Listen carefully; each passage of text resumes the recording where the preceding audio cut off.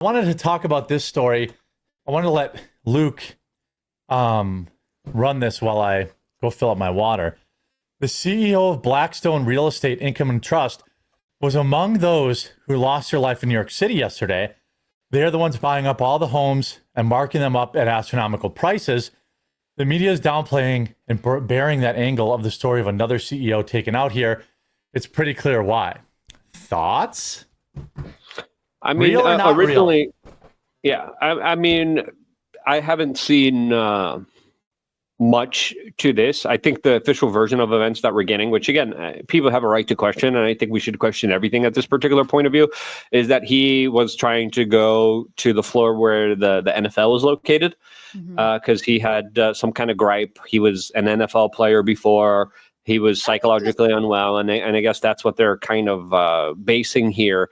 But it is kind of crazy that it was the CEO of this Blackstone Real Estate Income Trust, BREIT, as people are saying that they were responsible for taking over $48 billion of residential homes off the market and then renting them, specifically targeting areas with high immigration rates. And they also had, of course, Section 8 to rent, which is also another kind of big, huge money makers here, as Blackstone released a statement about their major executive who was, killed in New York, who was head of real estate acquisitions. Now, people are saying that, people were mad at the CEO for allegedly doubling rents on all Americans, foreclosing on their homes, and making it so no one could own a home, and that there was some kind of other kind of motive here.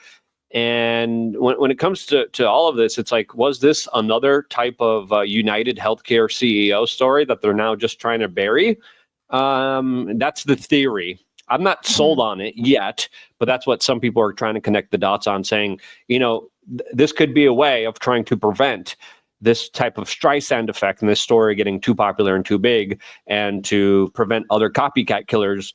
Let's just go off this notion that it was allegedly because of NFL stuff. It's kind of interesting that would be the cover. I mean, so what I know about the shooter is that he was a high school football player, that he said he had some kind of brain injury, but he wasn't an NFL player. So it seemed like a stretch. I mean, when Mayor Eric Adams came out and said, oh, he had a note and he was targeting NFL, but he got lost and he went to the wrong floor. It's not that that's impossible that could have happened. It's this building in particular is interesting because it is the location for a lot of pretty high power companies. The fact that it would be the NFL, to me, makes some sense because, kind of more similarly to United Healthcare, it's a very consumer facing brand. And so if you were like looking up who's in this building, that would maybe be the company you're interested in. I need more information about how he got lost to totally understand what the confusion was, because it seems like it's not like he just went to like he took the wrong elevator bank. When you go to those big buildings, okay. If you don't, like, you can't just take the elevator at every floor. So he went to the wrong bank that, probably had different security.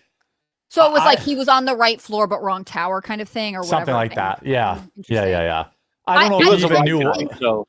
What's that? White guys aren't that smart, White guys are hard with, they have a problem with numbers. Yeah. Yeah. I tend to think that this guy is, okay, so when this story broke and you knew what building it was, you knew there were a lot of companies in there, I did think it was like Luigi Mangione copycat. And that's why the NFL story does seem viable to me. Yeah. In this case, the Blackstone thing is an interesting question, and I think there's a lot that you could say about what they're doing to the single family home industry in America, but this guy barely seems connected to his own story right now. I don't know. I don't know that he was paying attention to the real estate industry, but maybe I'm wrong. I don't know. No, I think this is pure fiction. 65,000 likes from people who are insane and fantasize about CEOs getting taken out. This guy was clearly mentally deranged.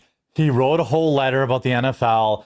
If it was a message to the CEO of Blackstone, then he would have written a message about Blackstone. He would have talked about Blackstone. He would have talked about landlord prices. He's not even from New York. Like, this is another case, just like the Walmart guy, just a lunatic. Just a lunatic who, got it in their head. Like they interviewed that Walmart guy and he's like, why are you arresting me? They put fiberglass in cigarettes and that kills more people than I did. And it's like, sometimes these people are just crazy. And, you know, I'm not, there's a lot of people saying, what's the 33 thing, Luke? Why are people saying that number is significant? I don't know. So he went to the 33rd floor and then offed himself, according to the official version of events. But 33 means something. Always has a specific lore with numerology, but also it has a lot of lore with secret societies. So if you look at Freemasons, you know, a lot of people believe that the highest rank is 33rd. And a lot of numerology is kind of associated with 33rd parallels and 33rd degrees. And it's usually a significant number in like the occult. Okay. Yeah, I think this is literally nothing burger. You know, it's weird how, you know, even when I'm covering this stuff, it's like, hey, somebody just went into the NFL building and took out a bunch of people. People are kind of like, like the world is apathetic right now. I don't think that this guy was a Freemason. I think that 33 was probably the highest floor that elevator went up to. He thought, you know, that's what you would think, right? I want to get the executive, so I'm going to go to the top floor. And it was probably just the highest floor that he could get to. And there's just not a lot extra going on here. I don't think.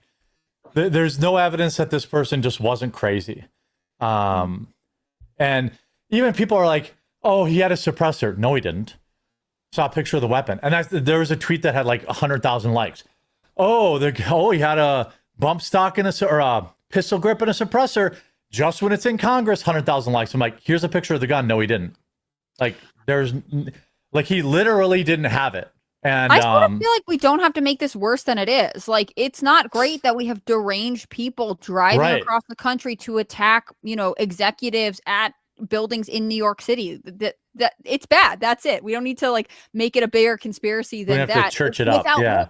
If there was, and I think Luke's right, people should question things. On the other hand, like, let's recognize that this is yet another way that New York City is becoming a worse place to live. Not only do you have crime within your city with people who are residing there, but now you have random vigilantes showing up. Like, all bad times. I think companies should advertise that they don't have their headquarters in New York, so that right safety and you know the wives of these executives will be like, don't go to the office. Oh wait, your office is in Nashville? Okay, that seems safer than New York.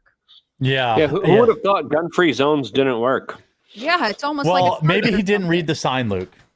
You know, whites do have a lower reading comprehension rate, and intelligence. Systemic racism. What color am I? Because he's several shades darker than me. You're black. No. Okay, I understand now. You're translucent. That's the word I was going to use, Luke. You beat me to it. Yeah, the whole like it's white. The guy was white thing was obviously bonkers. This is just a crazy person who did something horrible.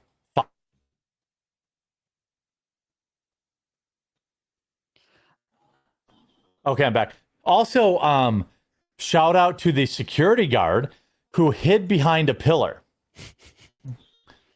Money well spent. He also died. So what was hiding worth it? The paid New York cop or the security guard? The security guard. A New York cop died as well as a